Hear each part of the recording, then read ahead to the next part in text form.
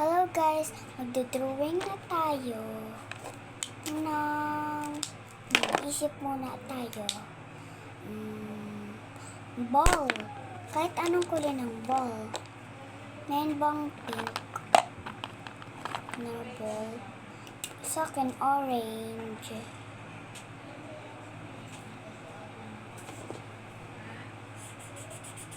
Kahit anong kulay ng ball, kahit hindi sa akin basketball, ball lang yun.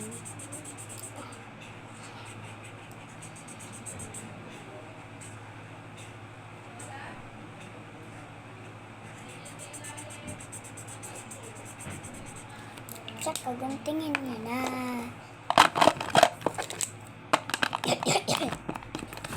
Lang ikip man natin muna ang markers natin. Okay.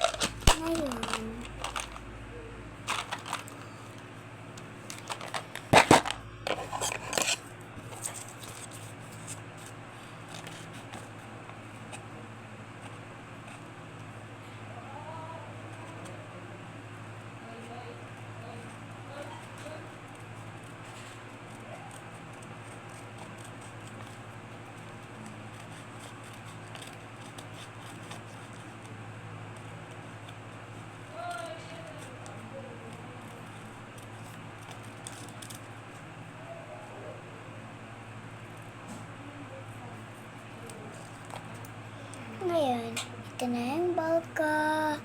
Points. Gamit tayo ng clay at saka idikit natin dito sa likod ng ball at saka tingnan natin dito.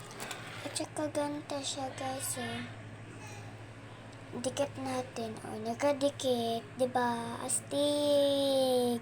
Bye guys!